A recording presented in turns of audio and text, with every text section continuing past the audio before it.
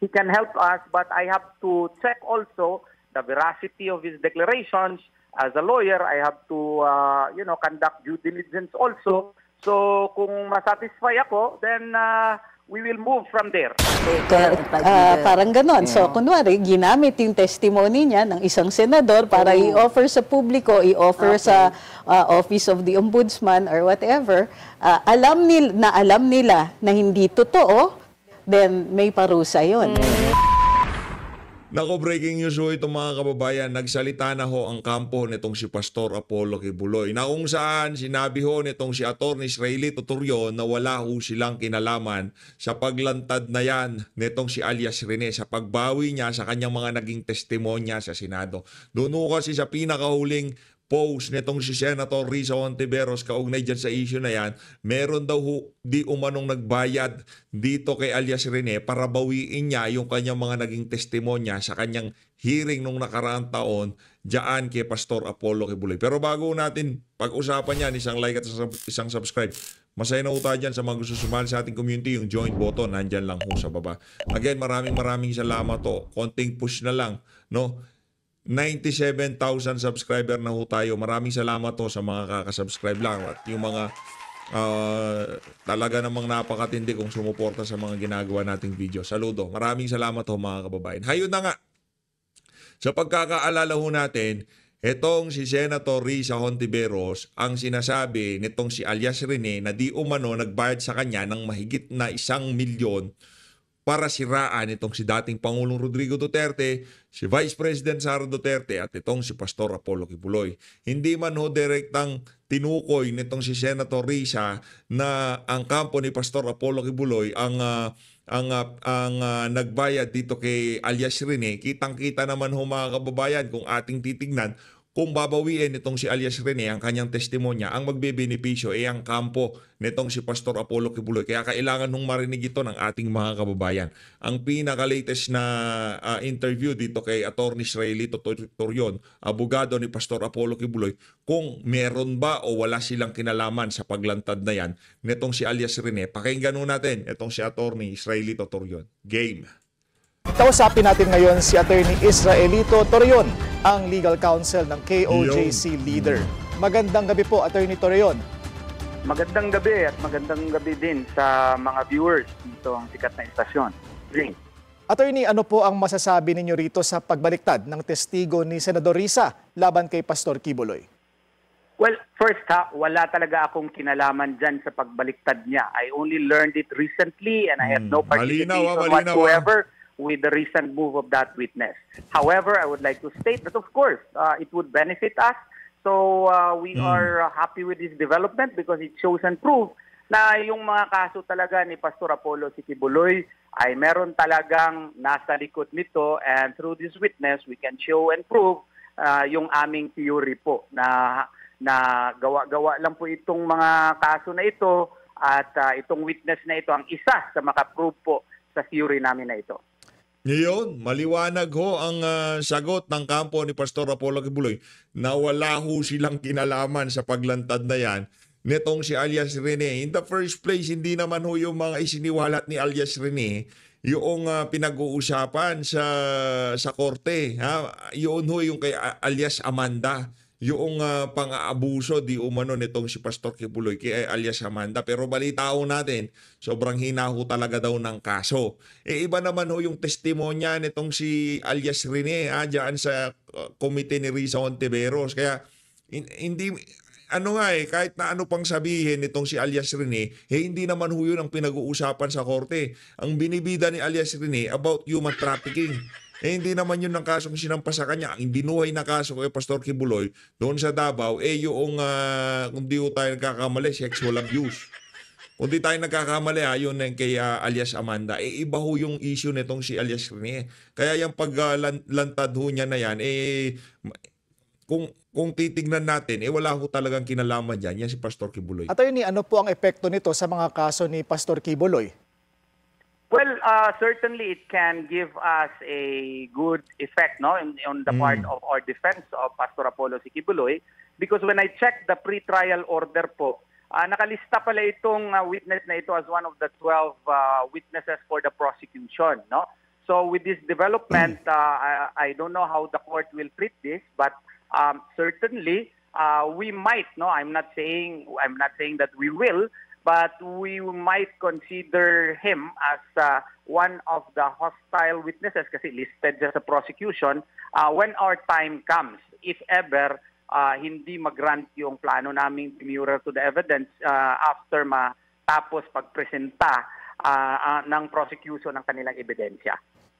Attorney, ang sinasabi po ni Senadora Risa ay maaaring pinilit lang daw at binayaran ang nasabing testigo para siraan ang ongoing criminal proceedings against Pastor Quiboloy at may ebidensya raw siya na gawa-gawa lang daw ang pahayag niya ngayon. Ano po ang sagot niyo rito? Alam niyo ba mga kababayan, napakalabo niyan. No? Napakalabo niyan. Dapat yang si Pastor Quiboloy matagal na hong nasa laya yan. Yang simpleng testimonya na yan, kasi ano ho yan, kumbaga nagmamind conditioning na sila eh. Di ba? O nakalaya si Pastor Quiboloy dahil sa ganito, dahil sa ganyan. Hindi ho yun. Makakalaya si Pastor Quiboloy, makakapag-bail si Pastor Quiboloy dahil mahina ho talaga ang kaso laban sa kanya. Yun, period. Nandyan o wala dyan si alias Rene, makakalaya ho si Pastor Quiboloy. Gaya ng nasabi ko, wala po kaming kinalaman nitong paglabas nitong witness na ito po. No? So, paano naman pilit yung tao na nasa kulungan po, 75 years old na yun, at nakakulong na po, medyo matagal-tagal na. And they have all the powers ngayon. Medyo kaibigan nila yung PNP, kaibigan nila yung mga otoridad, at sitting senator siya. Huwag naman siguro sabihin na kaya ni Pastor Apollo si Quiboloy na pilitin ito at pwersahin itong tao na ito. Kusa itong lumabas. Kaya nga ako na-surprise nga nito. Kaya at first, pasensya na dun sa mga news outfits na na-refuse ko kasi na-surprise talaga ako. Alam ko yung ibang mga news outfits kahapon, nag-refuse ako because I wanted to check first kung totoo ba talaga ito at kung sino nasa likod nito. At kung nung nalaman ko na parang totoo nga, then nagpa-unlock ako first sa Billionario Channel. Ngayon lang ako nagsalita po, ngayong gabi lang po. Kailan niyo po huling nakausap si Pastor Quiboloy at kumusta na ho ba ang inyong kliyente? Kagagaling ko lang sa kanya kasi may hearing kami kanina sa RTC Pasig and medyo maganda na napagpalalaan kami ni Allah Subhanahu wa Ta'ala na medyo maganda ang resulta. Yung private complainant kasi gusto na naman i-presenta ng prosecution even if napresenta na nila previously. And we valiantly objected thereto at sa awa po ng Allah Subhanahu wa Ta'ala, nag-grant naman yung aming objection. So, before ako pumunta dito sa Billionario Channel, dumaan muna ako sa kulungan sa Pasig City Jail kay Pastor Apollo Quiboloy. Masaya po siya sa development. Attorney, kailan niyo ho planong mag-reach out doon sa bumaliktad na testigo? I have to check pa further, because it was only last night that I was able to hear all his declarations. So I will find a way kung paano ko ba siya makontak, kaya para wala nga ho silang wala ho nga silang direct na komunikasyon dito sa kay anong pangalan ito, alias Rene, tapos sila pang pagbibigtang. Sa bagay, wala namang ibang mapagbibintangan talaga ang kampo nitong si Pastor Quiboloy kasi nga naman, paborable sa kanila, yung pagsasalita na yan, itong si alias Rene. Pero ang sigurado ho natin dito mga kababayan, hindi ho yung kailangan ng kampo nitong si Pastor Apollo Quiboloy.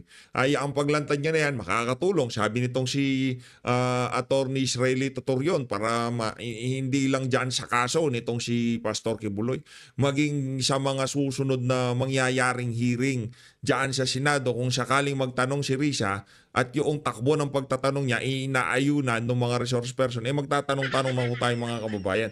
Mag-iisip-isip na tayo. At ito pa ho yan mga kababayan. Sa pagpasok, sa pag-uumpisa ng talagang bakbakan dyan sa impeachment trial ni BP Sara, bantayan ho natin yung mga resource person, yung mga witness na tatanungin itong si Risa Hontiveros.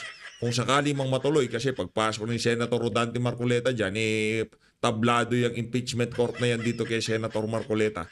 Yan ang sinisigurado natin. Ganito lang ho yan mga kababayan, napakasimple lang ho yan. Kung sakaling mag-umpisa ang impeachment trial nitong si Vice President Sara Duterte at nakita ho natin na yung tinatanong ni Risa Hontiveros talaga namang palong-palo siyang sakyan yung trip ni Risa, mag-isip-isip na ho tayo. Malamang sa malamang, tanungin na ho natin siya, magkikita ba kayo ni Risa pagkatapos ng impeachment? Magkakapi sila, malay mo ba, di ba? Di ba? Pagka sinabi nung resource person o yung witness ng prosecution panel diyan sa impeachment trial talagang para silang magsyota ni Risa na kinukumpleto nila ang sentence ng isa't isa mag-isip-isip na ho tayo diyan. Ang track record ng Ali na yan talagang ika nga hindi ho ganun kaganda. Tuloy natin. He can help us. No, I have to be practical and I have to be honest. With his declarations, explosive declarations, he can help us. But I have to check also the veracity of his declarations. As a lawyer, I have to conduct due diligence also. So kung masatisfy ako, then we will move from there. Attorney, kilala ho ba ni Pastor Quiboloy itong bumaliktad na witness? At ano ho specifically ang reaksyon ni Pastor sa development na ito? Hindi ko natanong specifically kung kilala niya. Pero member daw ito. Nung nag-inquire ako doon na kagabi, nagtanong-tanong ako, member daw talaga ito. Pero sa Glory... Grabe naman tong si Attorney Shriley Tutorion, talagang pinagtanong-tanong pa niya. Di ba? Wala ho sila, di ho nila alam yung whereabouts ng mama, di ho nila kung sinong handler niya ngayong mga panahon na to, di ba? Kung saan siya nakatuloy. Kumalat lang ho talaga sa mundo ng social media yung yung video. Nakita natin nakita natin yan sa FB. Hinanap ho natin. Nung nakita natin, naku, malaking problema ito laban para dito kay Risa Hontiveros. Ayun na nga ho mga kababayan. Sunod-sunod na ho. Nag-viral na ho lahat ng posts kaugnay dito kay kay alias Rene pagkatapos ng pagkaka-upload na yun sa FB. Kaya naman, bantay ho tayo dito kay Risa Hontiveros. Masyadong mapanganib itong Ali na ito. Mountain ata ito siya na assign noon. Kaya nga nagtaka sila bakit doon sa testimonya na nagsabi daw na naka-assign daw siya sa SMNI, hindi ito na-assign sa SMNI before and na-confirm ko yan. Wala siya sa listahan ng mga empleyado ng SMNI. So, maganda ito para mapalakas natin yung ating CUP na itong kasong mga final against kay Pastor Apollo Quiboloy ay produkto lamang ng hindi masyado magandang politika dito sa ating bansa. And for context, attorney, ito bang Glory Mountain ay yung main headquarters ng KOJC? Hindi. Yung Glory Mountain ito yung nasa bukid na magandang mga tanawin, na parang park siya na dinevelop po ni Pastor Apollo Quiboloy doon po sa Kalinan, Davao City, sa Tamayong po, doon sa mga taas-taas na po na parang nature park siya na napakaganda na parang nasa parang nasa langit ka or parang nasa Europe ka sa kaganda niya kasi mga gardens ang nandun, may mga lake at saka ibang mga magagandang natural na mga tanawin. Kumusta na po si Pastor Quiboloy in terms of his health, attorney? Ngayon, medyo in high spirit siya because of the development, especially kanina na nag-rule fairly yung korte na hindi na, kasi tapos na yung testimonya nung private complainant, wala talagang rason bakit isalang na naman siya ulit. At saka with this development also, nung nalaman niya itong witness na nagsasabi na ngayon ng totoo, masaya po si Pastor Apollo Quiboloy because these would all affirm his innocence of the charges filed against him. All right. Maraming salamat. Ayun na nga mga kababayan, yun ang pinaka-latest kaugnay dito sa kay alias Rene, no? Pinabulaanan ho ng kampo ni Pastor Apollo Kibuloy, yung mga kumakalat na alingas-ngas sa social media na kung saan tinuturo ho yung mga trolls ng administrasyon, tinuturo ho na kesyo ang kampo daw ni Pastor Apollo Kibuloy ang nagpakawala dito kay alias Rene. Dito naman ho tayo kay Atty. Trixie Cruz Angeles. Di ho natin napasadaan ho ito kanina kaya dito ho natin titirahin. Ito, kay Atty. Trixie tayo. Lawyer. The lawyer. Okay, mayroong provision sa revised penal code na pinaparusahan ang mga nag-o-offer ng testimonya kung alam ninyo na hindi totoo to. Perjury, in short. Oo. Hindi, iba yung perjury. Iba pa yun? Perjury, yung tao na nagtestigo. Yung tao na nag-offer, mayroon din. Parang bribe and the bribe taker and bribe giver. Parang ganon. So, kunwari, ginamit yung testimony niya ng isang senador para i-offer sa publiko, i-offer sa Office of the Ombudsman or whatever, alam nila na hindi totoo, then may parusa yun. Isa yun. Isa yan. Tapos, of course, perjury naman on the part of the witness. So, kasi dalawa na yung statement niya. Yung original, yung second. Yan. Hindi sila magkatugma. So, one of them is a lie. So, kahit paano, pero yung second statement, hindi pa siya under oath. Yung first statement, under oath siya. So, right now, wala pang crime. Okay. Unless meron na siyang sworn statement at ito ay publicity na lang for that sworn statement. So, wala pang crime. Wala pang crime. Under oath yung isa hindi eh. Pero may chismis, di ba, na pakawala daw siya ni Kibuloy to distract the attention from the legal, Hindi kasi ako naniniwala sa distraction strategy eh. Because that works only for a short period and then lalabas na yung impormasyon na ganito yung nangyari. So, sandaling-sandali yan. Ang mas importante is, ginamit pa siya dun sa kaso ni Pastor. Pero buti na lang, wala na, adjourn ng Congress. Otherwise, may magja-jump na, investigate this, investigate that. But would they investigate a senator? Awas naman, kasi magkaawal Senate tsaka Pero House. pero yung reason kung bakit bumaliktad pera. Oo. Yes, maliwanag naman sa kanyang narration. Hindi tinakot. Pera. Yes. So, may doon, kumbaga, creatively, parang ibang-iba yung diskarte niya. Di ba? Kasi yung iba, kay Leila de Lima, papatayin yung pamilya. Correct. May threat, may ito, oppression, may ano. Pero in this case, ang iniisip ko, I wonder if mayroon pa siyang hino-hold back. So, kasi hindi nga ito under oath. Tapos this was made in a video, ni-release sa social media. Hindi natin alam ano yung purpose. So, ako, magkakaroon siya ng komentary. Right now, we can comment on it. Pero ano yung value niya kung ilalabas yan ng ganyan lang? Ang value niya ay kung magtestigo siya sa hukuman. Or kunin siya uli at mag-testify sa legislature. Yun nga lang, magkakaroon ng ano yung purpose? At saka credibility. Credibility is one. The other is, kalaban mo na senador. So, ibang issue yan na nagwi-witness ka against a senator. Ito, Atty. Trixie, may tanong lang po ako. Like, matindi ho yung mga na yan, yung mga kaganapan na yan. Kaya kailangan subaybayan ho natin itong issue na. do you think po it's character assassination for our Senator Risa dahil sa impeachment kay VP Sara? I think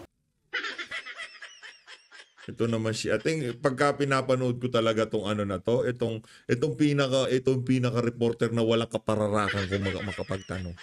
Assassination para kay Risa dahil sa impeachment ni character assassination, ganon. Anak ng tokwa, madam. Wala akong kinalaman na impeachment dito. Issue ito ni Pastor Kibuloy. Si Risa, kahit hindi na ho siya siraan, sira na ho yung ali na yan. Pagpasok pa lang ho niya sa Senado, higa nga ang pagkapanalo niyan malamang sa malamang ginamitan ho yan ng focus noong 2022 dahil 2022 election pa lang, matindi-tinding dayaan na ho ang nangyari dyan. Ang pagkakapanalo ni Risa Hontiveros, meron nung ibig sabihin yan. Kitang-kita naman ho mga kababayan kung gaano ho siya kalapit sa pamilya Marcos. Kung di ho tayo nagkakamali, kapatid niya ba, binigyan ng pwesto? kapatid niya ba? Hindi ko nakalimutan ko na, pero isa sa mga kapamilya ni Risa Hontiveros binigyan ho ng mataas na pwesto ng administrasyon ni Marcos Jr. Yun ho yun. Senator Risa dahil sa impeachment kay VP Sara. Labo ng tanong, I think Brad. na kung magka-character assassination, intayin natin na magkandidato siya. Too early. Yan. Nasupalpal ka tuloy. Wala kasing mga kapararakan yung mga tanong mo na yan eh. Alam, paano natin, pagka tumakbo siya, doon dapat sana lumabas yung alias Rene na yan.